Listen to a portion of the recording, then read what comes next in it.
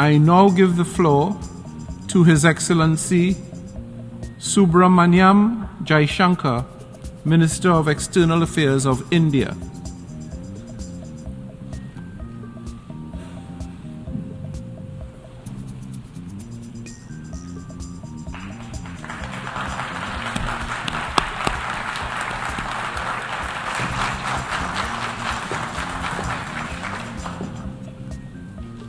Mr. President, Excellencies, distinguished members of the General Assembly, Namaste from Bharat.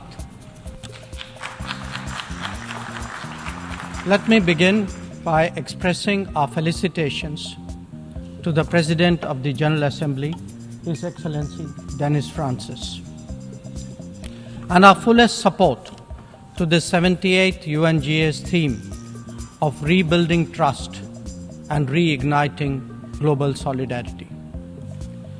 This is an occasion to take stock of our achievements and challenges, even while sharing our aspirations and goals. And indeed, in regard to both, there is much that India has to share. Mr. President, the world is witnessing an exceptional period of turmoil. As it is, structural inequities and uneven development have imposed burdens on the global south. But stresses have been aggravated by the impact of the COVID-19 pandemic and the repercussions of ongoing conflicts, tensions, and disputes. As a result, socio-economic gains of recent years have been rolled back, resources for sustainable development are severely challenged, and many countries really struggle to make ends meet. Navigating the future appears even more daunting today. At this juncture, it was with a sense of exceptional responsibility that India took up the presidency of the G20.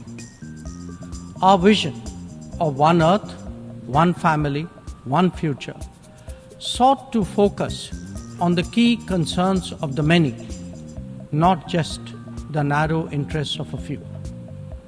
In the words of Prime Minister Narendra Modi, it was to bridge divides, dismantle barriers, and sow seeds of collaboration that nourish a world where unity prevails over discord and where shared destiny eclipses isolation. The New Delhi G20 Leaders' Declaration articulates our collective ability to do so. Excellencies, friends, at a time when East-West polarization is so sharp and the North-South divide so deep, the New Delhi Summit also affirms that diplomacy and dialogue are the only effective solutions. The international order is diverse, and we must cater for divergences, if not differences. The days when a few nations set the agenda and expected others to fall in line are over. As the United Nations itself symbolizes, finding common ground is an imperative. To listen to others and to respect their viewpoints, this is not weakness, it is the basics of cooperation. Only then can collective efforts on global issues be successful. Recognizing that growth and development must focus on the most vulnerable, we began the G20 presidency by convening the Voice of the Global South Summit. This enabled us to hear directly from 125 nations and place their concerns on the G20 agenda. As a consequence, issues which deserve global attention got a fair hearing. More than that, the deliberations produce outcomes that have great significance for the international community. Mr. President, It was also noteworthy that at India's initiative, the African Union was admitted as a permanent member of the G20. By doing so, we gave voice to an entire continent which has long been its dupe. This significant step in reform should inspire the United Nations, a much older organization, to also make the Security Council contemporary. Broad representation is, after all, a prerequisite for both effectiveness and credibility. The outcomes of the New Delhi G20 summit will surely resonate for years ahead. Among them is an action plan for sustainable development goals, a crucial need of the day. Equally important are the high principles of lifestyle for environment, and the Green Development Pact as they shape our approach to our planet's future. The transformative role of digital public infrastructure has also finally been recognized as the salience of women-led development in building an inclusive and progressive society. The reform of international financial institutions has been given due weight, as has the resolution of debt vulnerabilities. Friends, the New Delhi G20 outcomes are expressed both as larger policies and as specific initiatives.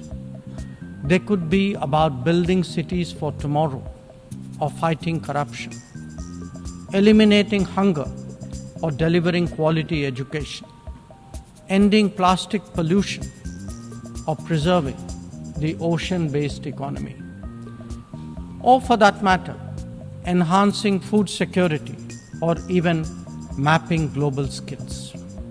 Some address long-standing issues like gender divide and climate action. Others focus on new concerns such as responsible harnessing of artificial intelligence. All in all, we have placed for the world's consideration a set of actionable propositions, constructive solutions, and new directions. Even as we encourage collective endeavors, India also seeks to promote cooperation with diverse partners. From the era of non-alignment, we have now evolved to that of Vishwa Mitra, a friend to the world. This is reflected in our ability and willingness to engage with a broad range of nations, and where necessary, harmonize interests.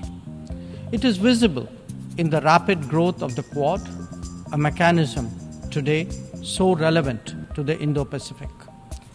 It is equally apparent in the expansion of the BRICS grouping of independent-minded nations, or in fact, the emergence of the I2U2 combination. Recently, we hosted the creation of the India, Middle East, Europe Economic Corridor, IMEC. The forging of the Global Biofuels Alliance was another notable development. This willingness to work in an open-minded manner on specific domains is now a defining characteristic of the emerging multipolar order. Mr. President, all nations pursue their national interests. We, in India, have never seen that as being in contradiction with global good. When we aspire to be a leading power, this is not for self-aggrandizement, but to take on greater responsibility and make more contributions. The goals we have set for ourselves will make us different from all those whose rise preceded ours. India demonstrated this during the COVID through the Vaccine Maitri initiative. Our endeavors, like the International Solar Alliance and the Coalition for Disaster Resilient Infrastructure, have gathered wide support. Our espousing of the International Year of Millets is enhancing global food security today. We have built development partnerships with 78 nations across geographies. And we have also been first responder in disaster emergency situations. The people of Turkey saw that in February, as did those in Syria. Our commitment is understandably even greater closer home. When Sri Lanka experienced a severe economic crisis, it was India that first stepped forward. But even in distant regions, partners such as the Pacific Islands have appreciated our contributions to meet their needs in health, in technology, and in climate action. Mr. President, the most populous nation and the fifth largest economy in the world knows that its progress makes a real difference to the world. Especially so when so many nations identify with us for reasons of history, of geography, and of culture. They follow our experiences closely and evaluate our solutions for their larger relevance. Last week, the United Nations assessed progress towards achieving SDGs. The mood here reflected the struggle to overcome challenges, especially those of resource paucity.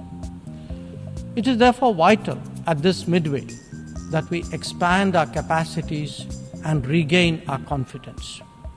As the largest contributor to meeting SDG targets, India's achievements should give heart to others on this journey. After all, the Global Multidimensional Poverty Index records that we have halved the global MPI value in the last 15 years, lifting 415 million people out of poverty. That progress has now moved on to a higher level with ambitious socio-economic initiatives covering financial inclusion, food and nutrition, health and water supply, as well as energy and housing. We are seeking to demonstrate that social welfare need not be the sole prerogative of the developed world. Excellencies, programs underway in India highlight the transformational role of digital delivery of public goods. It has facilitated scaling up, it has enhanced efficiency, and it has combated corruption. The national objective of leaving no one behind is forging ahead in so many dimensions. Moreover, the democratization of technology has opened mindsets, instilled confidence, and inspired innovations. Excellencies, in our deliberations, we often advocate the promotion of a rules-based order. From time to time, respect for the UN Charter is also invoked. But for all the talk, it is still a few nations who shape the agenda and seek to define the norms. This cannot go on indefinitely, nor will it go unchallenged. A fair, equitable, and democratic order will surely emerge once we all put our minds to it. And for a start, that means ensuring that rule makers do not subjugate rule takers. After all, rules will work only when they apply equally to all. Mr. President, we must never again allow an injustice like vaccine apartheid to recur. Climate action, too, cannot continue to witness an evasion of historical responsibilities. The power of markets should not be utilized to steer food and energy from the needy to the wealthy. Nor must we countenance that political convenience determines responses to terrorism, extremism, and violence. Similarly, respect for territorial integrity and non-interference in internal affairs cannot be exercises in cherry-picking. When reality departs from the rhetoric, we must have the courage to call it out. Without genuine solidarity, there can never be real trust. This is very much the sentiment of the Global South. Next year, the United Nations will be hosting the Summit of the Future. This should serve as a serious opportunity to drive change, champion fairness, and reform multilateralism, including the expansion of the Security Council memberships. We must address global challenges imbued with the conviction that we are one Earth and one family with one future. Excellencies, friends, India has entered the Amrit Kal, a quarter century where greater progress and transformation awaits us. We are confident that our talent and creativity, now so visibly unleashed, will power us forward. The world saw a glimpse of what is to come when our Chandrayaan-3 landed on the moon. Today, our message to the world is in digitally enabled governance and delivery, in the widening ambit of amenities and services, in rapidly growing infrastructure, and in our energetic startup culture. It is visible too in vibrant cultural expressions such as in the arts, yoga, wellness, and lifestyle. Our latest assertion is in a path-breaking legislation to reserve 1/3 of the seats for women in our legislatures. Mr. President, I speak for a society where ancient traditions of democracy have struck deep modern roots. As a result, our thinking, approaches, and actions are now more grounded and authentic. As a civilizational polity that embraces modernity, we bring both tradition and technology equally confidently to the table. It is this fusion that today defines India, that is Bharat. I thank you, Mr. President.